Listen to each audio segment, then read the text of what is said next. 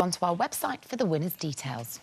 Well, up next is a guest whose story could well make a movie in its own right. As an actor, he's experienced all the highs and lows that Hollywood has to offer. Before we meet him, let's take a look at the Oscar-nominated performance that's put him back on top.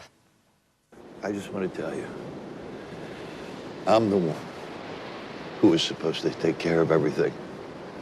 I'm the one who was supposed to make everything okay for everybody.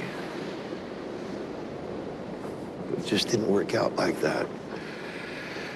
And I left. I left you. You never did anything wrong. You know? I used to try to, forget about you. I used to try to pretend that you didn't exist. But I can't. You're my girl. You're my little girl. And now, I'm an old, broken down piece of meat. Please welcome Mickey Rourke.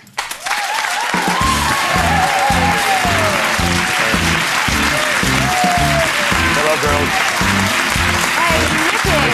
How are you? Nice to see you. Hi. How are you? Better. Better. That is a truly heartbreaking performance you gave in that film. Really, really stunning stuff. Thank you, but I refuse to watch that particular clip. Really? Yeah. Why? Is it upsetting? It's a lot of it's, yeah, because the process you got to go through to get there, and it's just too personal. And I've watched the wrestling stuff, and that's all. Really? So you've only watched the action stuff? You haven't really gone there with the emotional side of the role? No, I can't do that, no.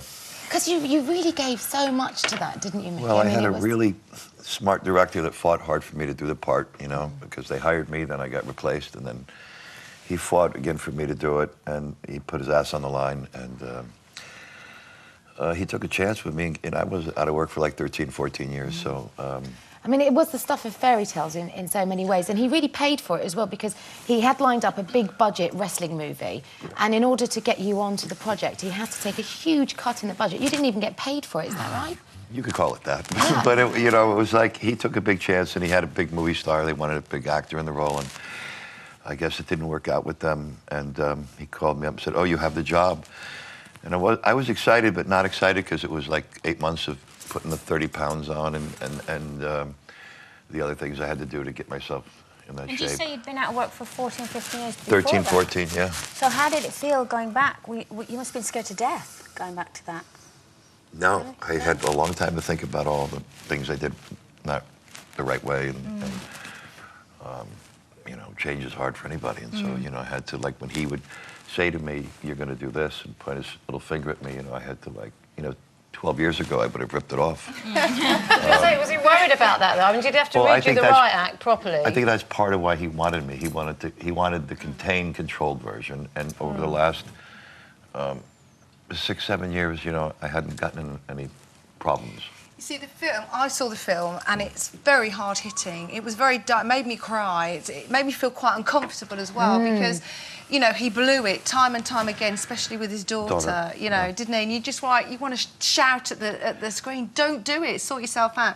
Does that ring true in your life Oh, yes, more than once? The director didn't stop reminding me of, if you don't give me anything, you're going to be back in the gutter again. Well, he was tough. He was tough, and I call him, he was smarter than the rest of us. Well, yeah, I mean, and how fortuitous that he walked into your life at the point that he did, because had you kind of given up on any chance of making a comeback? I did. After, I think, 10 years went by, and I was doing crappy movies, you know, I thought, that's not where I studied as hard as I did to get where I wanted to get to. So I was going to go back to Miami and do whatever. Well, you started out in Miami boxing. I mean, that's and then I went back in the middle of my career, which, if I had to do it over again, I don't know. It was supposed to be one fight, and then it got my blood again, and it lasted 6 years in the middle of my acting career. But you earned a good living from that, yeah, fighting? It was good. It took its toll. I mean, if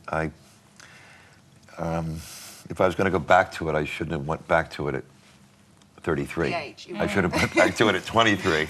Well, it takes its toll, doesn't it? I mean, you suffer with You suffered big time with Well, it. I mean, you yeah, still have neurological problems from it, Yes, is that right? yeah. It took me, after I retired from the boxing, it took me, I had what they called, I was getting short-term memory loss, and eventually it came back when they stop getting hit in the head every day. So, a second time around, Mickey, you're back on top. Very grateful. You were Oscar-nominated for The Wrestler. How are you embracing it second time around? What lessons have you learned? Not to trip over the same rock twice, and to kind of count to 10. And I was never very good at being accountable, responsible, or professional, and I have to incorporate that into my sort of repertoire of day-to-day living. Is it hard? Only when a policeman touches me. Does that happen a lot? You've come back, though, still the same. After all this time, you're still a sex symbol, really. People still look at you as a sex symbol. Does that bother you, or do you embrace that? By the pictures I've seen, you embrace it, but... I knew you were going to get around to that. I know.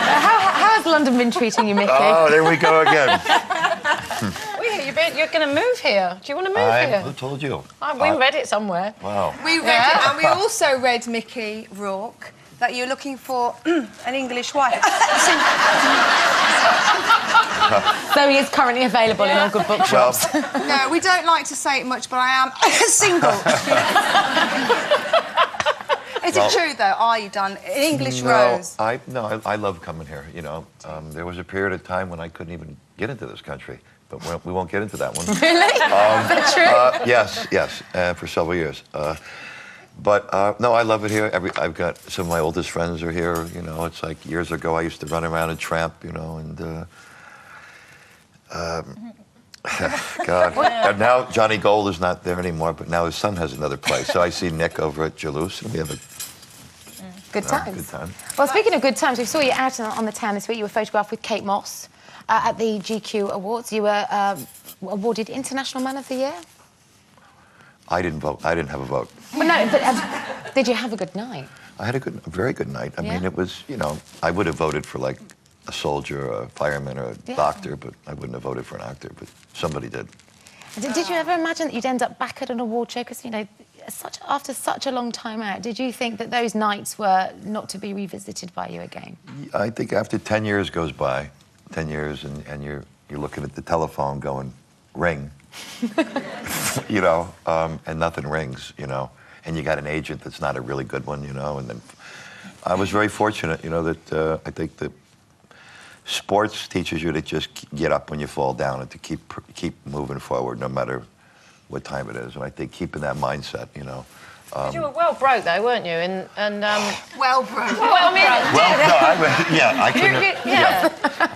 I had a tooth fall. Well, I had a tooth fall out, and I couldn't afford to replace it, so, you know. But didn't Sly Stallone put you in something? Yes, he did. He helped you out, and you've repaid the favour now, haven't you, by doing a film for him, haven't you? With Sly and Jason Statham, yeah, sure, yeah. Proper action movie. Yes, he helped me out. With Arnie as well. Yes, and you've done a film with Kim Basinger again, haven't you?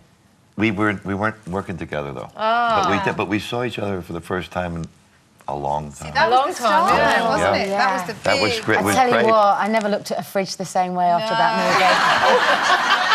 Oh, Mickey. Or strawberry. Well, you made a pepper look good. Well, I'll tell you, we spoke more when we saw each other 20 years later than we did the whole shoot. Well, that's... Really? And that was really nice. That was, yeah, I got a really good therapist. I've got to ask... Is she that hard to talk to? She's that hot. Thing. Hot? Yes. Okay. Dogs. Yes, Loki. You love your dog. See, that's why I love you, animal lover. It's always good to be an animal lover. Yeah. Have you brought your beautiful, loved dogs over? Well, Loki passed away after 18 and a half years. So it's hard for me to travel without her because she was the one I always had. And then before that, her father. So I went out and I couldn't replace Loki, so I went out and got a bird. Oh. So now I've got 4 dogs and the bird because they said the bird will outlive me. Oh. So the bird comes from a battered, whatever, place, shelter. And it's really sad because the only thing the bird can say is, I'm sorry. Oh. Yeah. Well, Mickey, yeah. Oh, it goes, it has been... Oh, well, that's all right. It's been our absolute pleasure having you here. It is so good to see you back on top. Thank you very much. Mickey Rourke, everyone. Thank you. from us. We'll be back next week. Until then, have a great weekend.